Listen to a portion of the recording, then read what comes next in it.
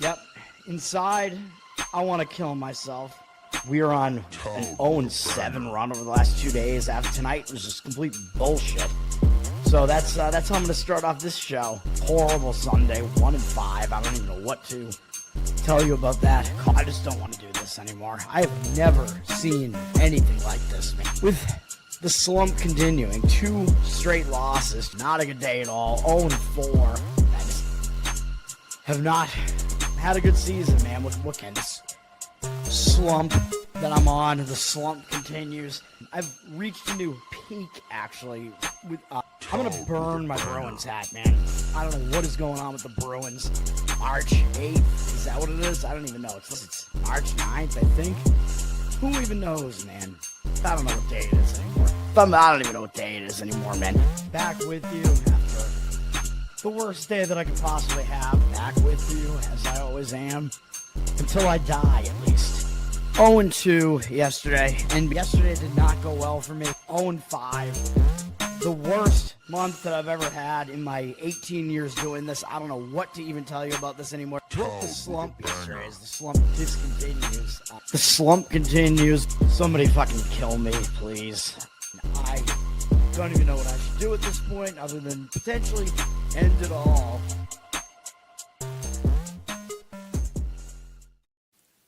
What's up, everybody? It's Toad back with you. This is going to be Toadstool Sports. This is going to be the women's bracket that I'm going to fill out here for the NCAA tournament, the women's edition, which I have paid zero attention to women's basketball all season. I know very little about it, but we're going to use a game theory approach. I got some tools at my disposal. This is the first time I'm really even looking at the bracket. It just came out last night. I put more work into the men's one, obviously, but this one, the women's one, you know, I just say whatever, kind of fuck it and just fill it out kind of fast, but the approach is the same, where if you see me do brackets, I try to find what the public pick percentages are, who's picking what, try to find spots where you actually have leverage against the public, and the odds actually are better than what the public thinks in a certain direction by a significant amount, or whatever the case may be. Go with that instead. Try to find spots to do that, and usually it does get really, really chalky in the women's. It looks like the men's is headed in that direction as well, but, you know, that's the way that it is. You want to find ways to differentiate your bracket from the public. We're saying, like, probably, you know, the technique that I use, I mean, how conservative you want to be with this technique should kind of depend on the size of your pool. Like, if you're only playing up against, like, you know, 30, 40, 50 people, you can be more conservative with it. If you're trying to beat thousands and thousands of people, then you want to try to, like, pick more upsets.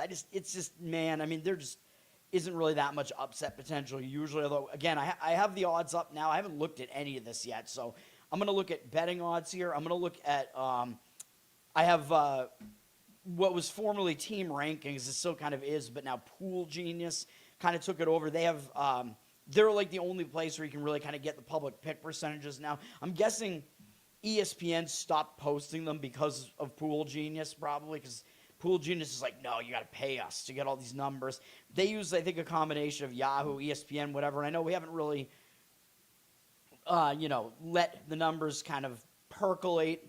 But, you know, I don't really care as much with the women's. I'm going to let it happen for the men's so that the public pick percentages have a few days to happen, because a lot of people haven't filled out their brackets yet. But with the women's, I'm just going to say fuck it and just do it. So that's what we're doing here. I do recommend Pool Genius. I don't think it costs that much to have the, like, kind of standard. I've had it for so long, I honestly don't remember what it costs. It's some yearly amount. I forget what it is. And you can get, like, they give you NFL picks in the package as well, bracket picks. I actually don't. The only thing I even use it for is to find the public pick percentages, really. Like, I don't know. It's just something that I have. You can pay them more if you want, like, actual betting picks and stuff, which I don't do.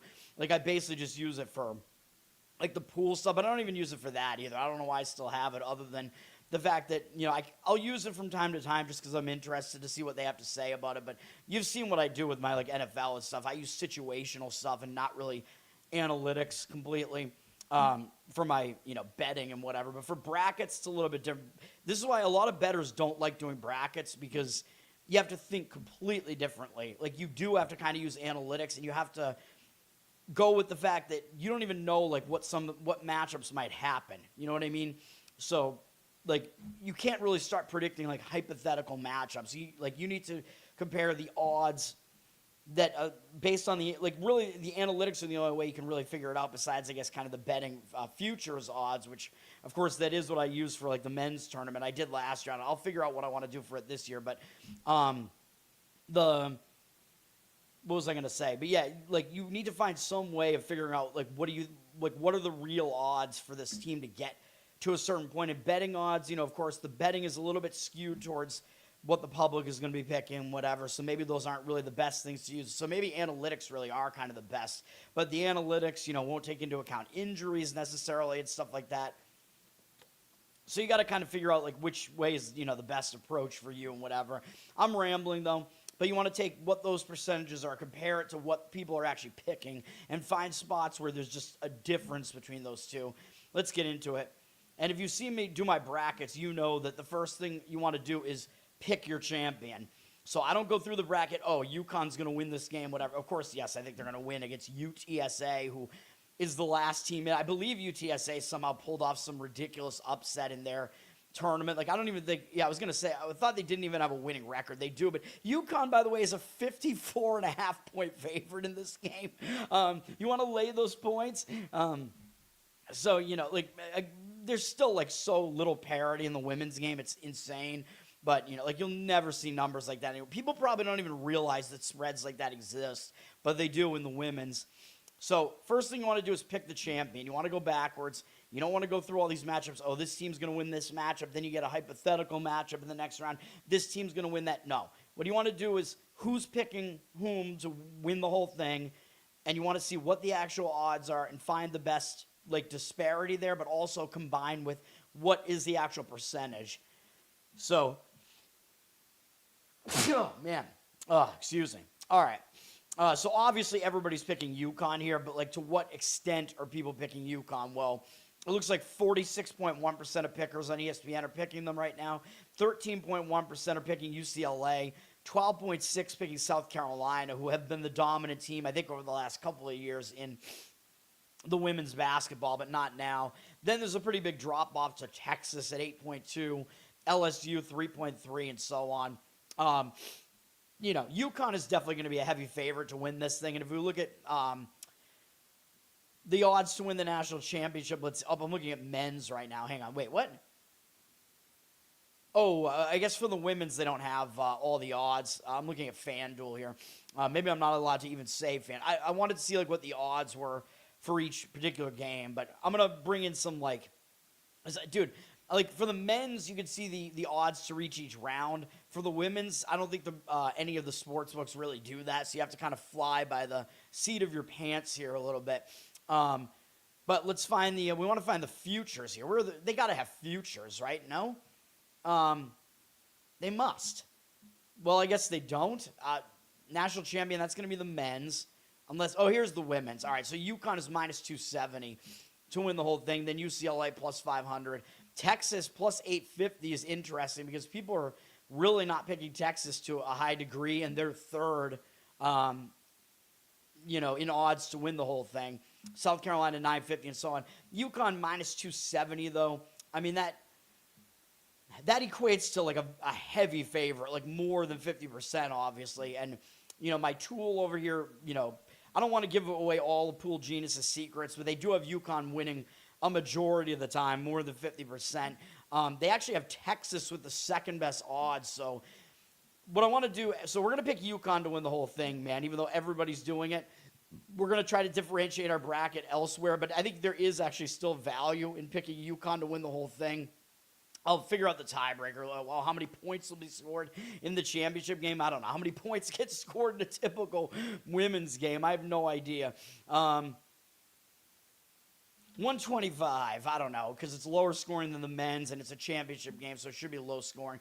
But yeah, so not even, people, have a tendency to, try to make wild picks in March Madness, you know what I mean? So UConn is a pretty heavy favorite. Based on the betting odds, UConn's going to win this thing, well over 50% of the time, and they're not even being picked 50% of the time. So we're going with UConn here to win the whole thing. Then it seems like hopefully Texas is on the other side of the bracket. They are. So we're going to want to take Texas all the way to the championship game here because nobody's picking them. They're the fourth most picked team. It looks like everybody's taking UCLA here on the right-hand side for the most part.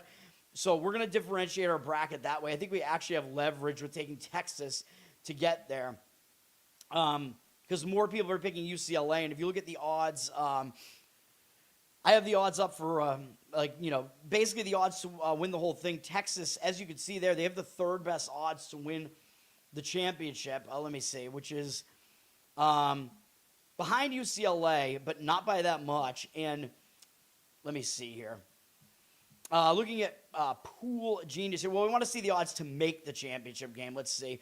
Pool Genius will tell you these odds, and UConn is an overwhelming favorite to get there. But according to them, they actually have Texas having better odds to make the championship than UCLA does, which is very interesting. So I don't know why the odds to win the whole thing are different than that, which is really, really interesting. So I don't know why that is the case. I don't know if there are injuries going on. But UCLA is being picked overwhelmingly more than Texas is. So, yeah, we're going to go with Texas, I think, to do this.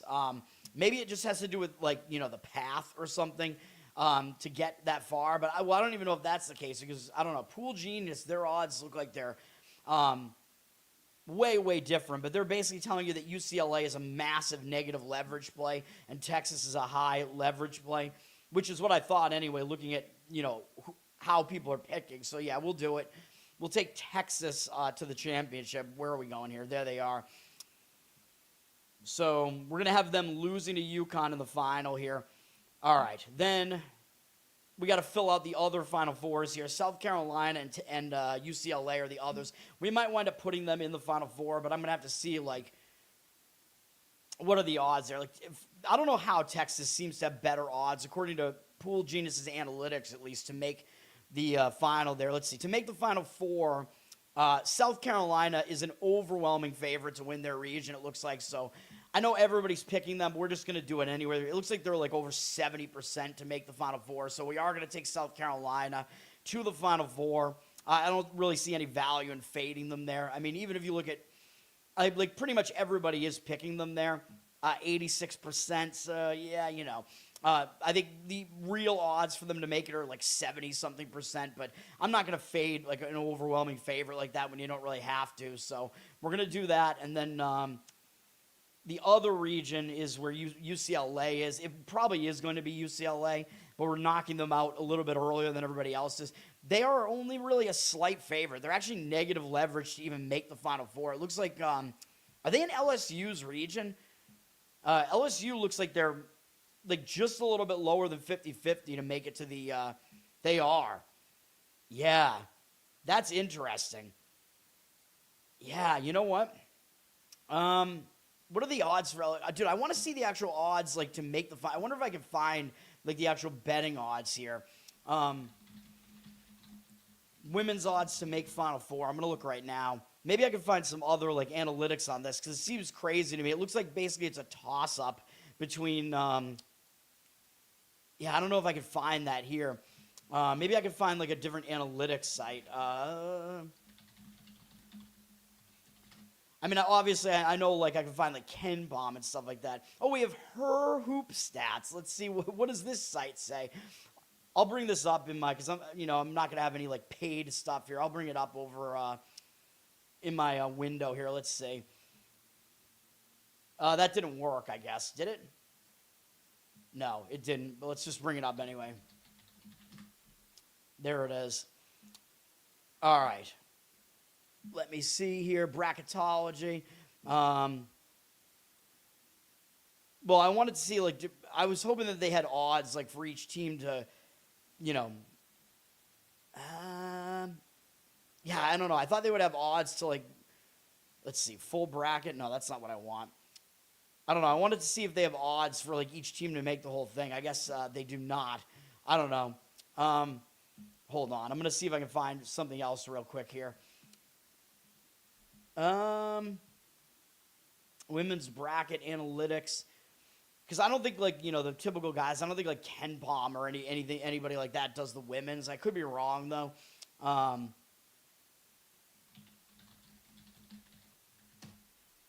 Let me see real quick here. Yeah, I know I'm wasting some time here. But yeah, it looks like it looks like there might be a value play here on LSU over UCLA here. Let me see. UCLA is like a one-loss team, so it looks like a lot of people are picking them here. I mean, we've already kind of taken a stand against them, though, by going with, let me see. Yeah, like LSU is still like a top 5 team, like looking at the rankings and stuff. So, I mean, we've already kind of taken a stand against UCLA by putting Texas in the championship. We could get a little bit crazier and go with LSU to make I mean, that's not that crazy, to be honest. And LSU, they do have a good history as well. You know what? Whatever, let's do it. We'll take LSU to make the Final Four here and lose to Texas. So we have 3 1 seeds and 1, other 1 seed. But we will take UCLA to make the Elite Eight. We're not going to go, like, completely insane here, Whoops, LSU is what I wanted. Yeah, there we go. But we'll have UCLA making the Elite Eight. Like, I don't think there's any real value in fading them to get that far. But it looks like, there is some real high leverage there in taking them to make the Final Four as, like, close to a coin flip there. So we're doing that. To make the Elite Eight, UConn, UCLA, Texas, LSU, South Carolina, all overwhelming favorites. Michigan is a really high, Michigan is favored to get there as well as a 2 seed. So we're not going to overthink it too much, man. We will take Michigan to get there. It looks like pretty much everybody is, but I don't really see a reason to not do that because we've already differentiated some of our highest value picks a bit. So we'll take Michigan to get there as well. Then we have to fill out the other Elite Eight games. So basically, who's UConn going to play in the Elite Eight? Vanderbilt is the 2 seed in that region. Let me see here. Yeah, I mean, they're more of a coin flip to get there, though. It looks like, Ohio State's a little bit less, though, to make it there. Let me see. Yeah, I don't know, man. I'm trying to find, where's the, Ohio State is a very, very high leverage play to do that, though. Yeah, Vandy is, a massive, negative leverage play, to be honest, to get there. Yeah, I mean, I don't know. Should we differentiate ourselves a little bit further and go with, we could go with Ohio State to get there. That's, the other option here. Let me see. I wonder what the, power ratings guys have on this. I feel like I'm, overthinking this too much now because I usually just go with kind of who's the better team. Yeah, I mean, Ohio State is not that far down in the power ratings from Vandy. By the way, I will point out that in the earlier rounds, some of the higher seeds will, host some of these games, by the way. You know what? Let's do it. We'll take Ohio State to the Elite Eight there. And then, let's see here. And then we need the other Elite Eight team, which would be either, it looks like Iowa is being overpicked a lot. And then it looks like TCU actually, is it Iowa and TCU, are they in the same region? It looks like TCU actually has better odds to make it than Iowa. Iowa's still riding the Caitlin Clark phenomenon there. So, yeah, actually, we'll take TCU to make the Elite Eight as well there. So, 2 3s working their way into the Elite Eight there. A little bit higher leverage there. But, of course, again, we're not going to be, totally insane here. We're going to take Vandy, to match up against Ohio State there. And we will take Iowa to get to the Sweet 16 there as well. We're not going to be, totally crazy about it again here, I'm just looking for, again, the leverage spots here real quick here, which I'm not showing the actual Pool Genius numbers just because, it's a paid product. So, they should sponsor me, man. All right. You can look and see, their odds per round. But I'm going to try to do this crazier for the men's, though, man. All right. So, odds to make the Sweet 16. There are some teams that are just overwhelming favorites. All the 1 seeds are. It looks like, let me see, all the 2 seeds basically are as well. Yes, all the 2 seeds are well over 70%. The 3 seeds, we already have a couple of them in there with Ohio State and TCU. We already picked to get there. It looks like Duke and Louisville are very high percentage chances to make the Sweet 16 as well. Probably everybody has them, but we're not going to be stupid about it. We will take those teams to get there as well. Let's figure this out here. Wait a minute. What do we do here? We have South Carolina there. Let me see. Where's Duke at? What region are they in? I don't even see that. I don't know I'm not familiar with the layout of this bracket at all. So yeah, we're taking Duke to the Sweet 16. And then what did I say? The other team was Louisville. All right, so we'll take Louisville there as well. They're both very heavily favored to get there. Then what else do we got here? Which means, of course, I'm not even analyzing the first round matchups. It looks like to make the Sweet 16, Oklahoma is a huge favorite to make it as well as a 4 seed. Minnesota is quite high as well. And then there's a bit of a drop-off with West Virginia and North Carolina. Looks like Oklahoma and Minnesota are very heavy favorites to make it. So we will go with those two teams. Let me see. Even though I'm only using one site to do this. So what did I say? I said Oklahoma. Where are they at as a 4 seed? Let me see. So we'll have Oklahoma making the Sweet 16 against South Carolina, and then the other one I said was Minnesota, I think I said. So we're going to have them making the Sweet 16 against UCLA. All right, let me see.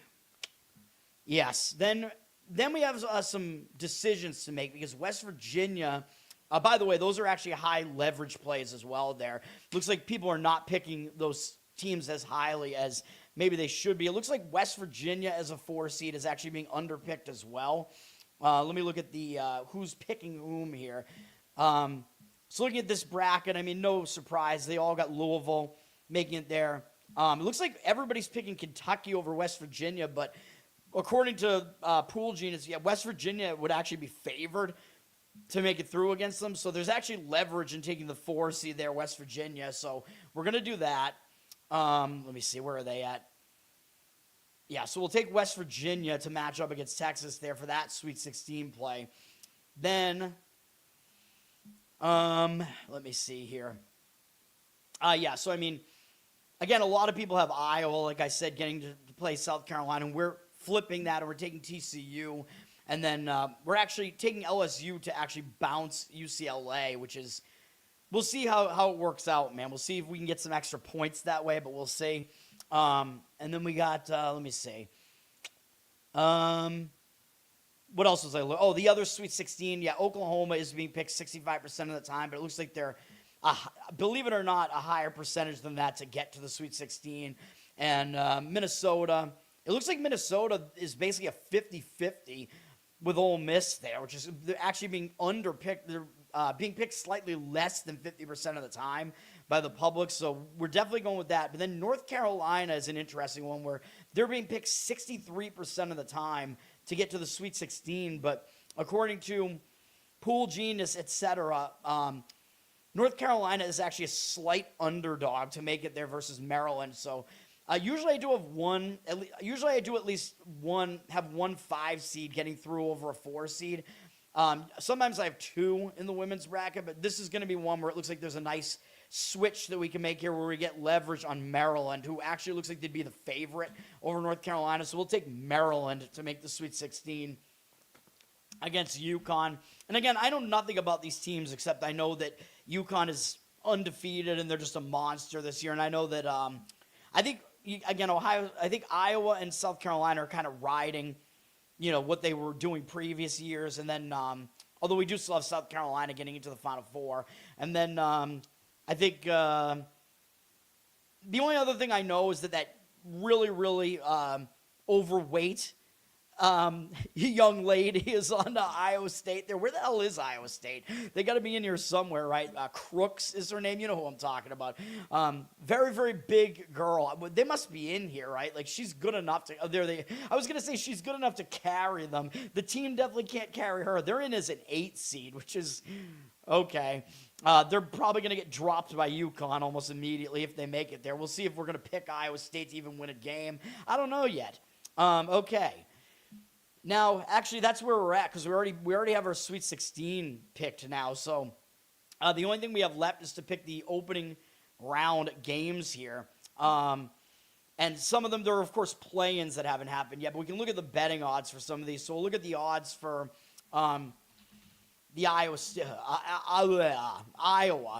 The odds for Iowa State, let's see. Iowa State is a 7.5-point favorite over Syracuse, so we're not going to be stupid. We'll pick them in that game to beat Syracuse. I thought they were actually better than that because Crooks is actually good. Then we got to pick UNC and Western Illinois. I mean, I would assume UNC is a huge favorite. They're 26.5, so we're not going to be stupid there either. We will pick UNC to beat Western Illinois there. Notre Dame and Fairfield. The 6-11s could be a little bit more interesting, maybe. Notre Dame is a double-digit favorite as well, 10.5. So again, we're not being stupid here, you know. Unless we have like a toss-up situation here, we're gonna pick these bigger favorites. 7-10s, we could have some interesting stuff here. Illinois and Colorado. Let's see what's going on with that. Illinois is only a 3.5-point favorite. Let's see how many people are picking Illinois. About 67%. Yeah, I mean, they're not really being picked overwhelmingly. I'll pick them as well. I mean, they are favored, but, you know, if you wanted to try to get some, you know, some extra points and go with Colorado, I'm not going to beat you up over that. All right, let's go down. Let's go over to the regional 2, I guess, here, because UCLA, I assume UConn's the overall 1 seed, and then the overall 2 seed usually is over here on the right, like in the men's. So I think UCLA is the number 2, so we'll go over here. We'll look at Oklahoma State and Princeton. Oklahoma State's a 7.5-point favorite. So, again, we're not going to be stupid. Maybe it's interesting to see. Like, yeah, Oklahoma State's only being picked 58% of the time. So, they're actually being underpicked based on the fact they're actually a 7.5-point favorite. So, that's pretty obvious that we're taking Oklahoma State there. You know, it's kind of interesting to see, like, who's picking whom. Like, a lot of people are picking Iowa State, but, you know, I mean, they're a big favorite there as well. Everybody's picking North Carolina, and, in fact, they're picking them too far, but we're bouncing them after they win 1 game. Okay. What else do we have going on in this region? We have to pick Ole Miss and Gonzaga. You think of Gonzaga as having a big name, you know, in both women's and men's, but they're a 12 seed, but that doesn't really mean everything. But let's see, what are the odds on that? I'm guessing Ole Miss must be favored here. Yeah, they're 14.5-point favorites. So, again, we're not going to be dumb. You know, we'll just take the favorite there.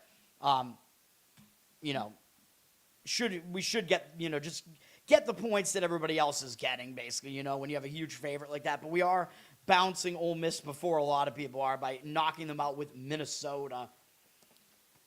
It seems like, you know, some people, yeah, don't like Minnesota as much. I don't know why that is. But, and Minnesota is actually a heavier favorite in the first round at 22.5. So, also, I wonder what Maryland is. Maryland's 31.5, so it looks like we are kind of doing, you know, the right thing by picking some of those teams to make the Sweet 16 there. Okay. What other games do we need to pick? We got to pick Baylor versus the winner of the play-in between Nebraska and Richmond, which we won't have the odds on that yet. It looks like Nebraska's a 4.5-point favorite over Richmond, so they'll probably win that game, which would mean Baylor would be up against the winner of that. Sometimes these play-in games, man, because you know, we might be able to find some leverage there because people will just pick the team that's not in the play-in, you know what I mean? 91% of people are picking Baylor, so we got to try to figure out, like, what are the odds going to be on Baylor to make it there, right? So we can look at, you know, Pool Genius again. He actually has Baylor being an underdog against the winner of that first-round matchup. That's crazy. And sometimes the play-in games, like I said, that when that team has, you know, a game under their belt, they can actually, you know, have the momentum and do well. So 91% of people are picking Baylor, and it looks like they are going to be an underdog potentially in this game. Probably if Nebraska wins, it looks like they will be. I'm going to look at some of the power ratings real quick for women's ball and just see here. Like, is Baylor, like, not good? Let me see. Massey, not Thomas Massey. Massey has them 21st in the country. Where does he have Nebraska? He's got Nebraska 35th, so, I mean, that would be kind of a toss-up-ish. And then Richmond is 54th, so Richmond obviously is worse than Nebraska. But that's interesting that, I don't know. I don't know what's going on with Baylor there, but all right, we'll try to get some leverage there, and we'll take the play-in winner there over Baylor. Then we have Texas Tech and Villanova. Let me see. That's interesting because Texas Tech's only a 1.5-point favorite. So who's picking whom in this game? It's like a toss-up game. It looks like 65% of people are taking Texas Tech, so we're going to flip the switch on that one too. We'll take Villanova as the 10 seed there, as they're a very small underdog in that game. So there might be a little bit of an advantage there because Texas Tech is being a little bit overpicked there. Okay. Going down to the, I guess we'll go to the bottom right, Regional 3, Oregon, Virginia Tech. Oregon's a 4.5-point favorite. Probably will just pick them. I mean, that's a decent-sized favorite. They're being picked 64% of the time, which is really not overwhelming. In fact, I think they're actually being underpicked a little bit. So we will take Oregon there. Let me see. Then Kentucky. We'll take Kentucky over James Madison, I assume. Yeah, they're a 17.5-point favorite because we did already bounce Kentucky with West Virginia, who are 27.5-point favorites, by the way, over Miami, Ohio, our favorite. All right, let's, we'll take Kentucky to win that one game. Let's see. Miami, Ohio, I don't know what's going on with that program this year, man, but, or that school, but both basketball teams getting in, and they're both going to lose right away. No, I don't know. The women's, I think, definitely will. All right, Alabama, Rhode Island, 6-11 matchup here. Alabama's a 10.5-point favorite, so again, we'll just take them. They're being picked 89% of the time, but still, huge favorite. We'll take them. Don't throw away points, you know what I mean, when you don't really have to. Let me see. And then NC State is being picked 57% over Tennessee. The Lady Volunteers, man, what happened to them? Like, they're usually a good program. I know back in the day when they had, what was her name? Pat Summitt. I know she's no longer with us, I don't think. But yes, let me see here. Tennessee, let's see. Maybe Tennessee is a value play. They're only 2.5-point dogs here. That's a tough call. That's a really tough call. NC State is basically being picked like pretty much the right percentage of the time there. 57%. What does that equate to? Yeah, this is, I mean, we don't want to overthink it because, it's only a first round matchup. I guess we'll take the favorite, NC State. There's a possibility, if I look, I'm going to look closer to game time and see if the odds move just to see where the money actually came in. And that one I might change, but, I'm not going to change anything else probably in this bracket. All right, and then we'll go to the final region here. We have Clemson and USC. And by the way, of course, I ignored, a lot of these lower seeds here. I ignored the 16-seed play-ins and whatever. Because, by the way, the women's expanded to having that first four later than the men's did. They used to not do that. Anyway, let's figure this out. Clemson and USC, the winner of which will lose to South Carolina, most likely. USC, is a 5.5-point favorite in that one. And USC is being picked 63% of the time, so they're actually maybe even being a little bit underpicked. So we will take USC. It looks like people do know that they're the better team, even though they're the 9 seed. So we do have a 9 seed winning that game there. Possibly, was that the only 9 seed that I picked? Not that I care, but, well, it's just kind of interesting to know. Yeah, I've only picked one 9 seed, but that's just the way that it worked out. Then Michigan State, I assume, will be a favorite over Colorado State. Yeah, they're 19.5-point favorites. So we will take them as well, obviously. And then we are bouncing them already with Oklahoma, who are 35.5-point favorites in their first game. Women's basketball, man. Even though Oklahoma is being picked by a majority, I said they're still being underpicked. Then we got a 6-11 Washington and South Dakota State. South Dakota State seems to have a good women's program. Not that I really know anything, but Washington is a 6.5-point favorite. They're being picked 81% of the time, which, is maybe a little bit overpicked, but I'll still pick the favorite there. I'm not really going to overthink it. I don't really have a tendency to fade favorites like that in brackets like this. And then Georgia is going to play a 10-seed play-in between Virginia and Arizona State. I mean, that could have the tendency to get a little bit wild. Arizona, let me see. Where's Arizona State at? So Virginia's a 2.5-point favorite against Arizona State there. I'm going to look at what old Massey has to say with his ratings here. He has Georgia 33rd in the country, which is not that great, to be honest. Virginia, he has 50th, so that's also not very good. Arizona State must be worse than that then. Where's Arizona State? Actually, he has Arizona State 47th. All right, well, we'll just see what good old, pool genius has to say about this. To make the round of 32, Georgia is being picked 85% of the time, basically, according to this, and they're negative 22% leverage. They're only a 63% chance to win that game against whoever gets out of that matchup. So, it is a pretty negative leverage play to take Georgia in this one because, of course, again, people fill out the bracket and they don't pick the play-in team. 85% of people are picking Georgia. So, if you want a little bit of leverage there, you could take, the underdog. I don't know if I want to really, though, because, 60-something% favorite. I usually just do pick the favorite there, even though it is pretty bad negative leverage there. I mean, if you want to take the winner of the play-in there, you could definitely do it. The other one that I did seems like they're actually going to be potentially a favorite in the other one against where's the other one that I picked? The one that I did pick. I mean, I picked Baylor to get bounced against Nebraska and Richmond. We don't have Brittany Griner there anymore on Baylor, man. So I don't think they have a man playing for them now. So that's it. My bracket's done. There you go. We have UConn winning the whole thing over Texas in the Final Four. And then, I'm bouncing UCLA before basically everybody else, and that's the way that I'm differentiating this. South Carolina and then LSU making the Final Four instead of instead of UCLA there. But LSU, I mean, they've had a really good recent history, so I'm not, it's not like I'm like cringing, at that decision there. There's your leverage on women's bracket, man. There you go. Yeah, I think that's gonna do it. There you go. About a half hour for that there. Charles, what's up? Hottest women's player. I don't know any of that. I'm not going to put the research into doing that. Not Crooks. How about that? Crooks loses that bracket. I don't know enough of the players. I'm sure there are some that are hot. Like Sophie Cunningham she's in the WNBA now. But dude, I don't know any of these players. I couldn't name one player. Besides Crooks, I literally cannot name a single player in women's basketball in college.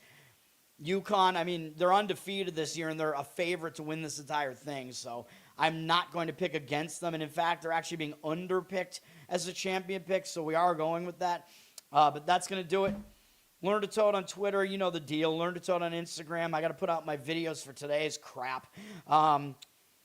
Subscribe to the channel here because, of course, I'm going to do this type of thing with the men's bracket, but it'll be a little bit different. I don't know if I want to use the betting odds really for the men's, but I'll at least use them as kind of a guide, but I don't know. I mean, doing that insane spreadsheet that I had last year was a little bit crazy.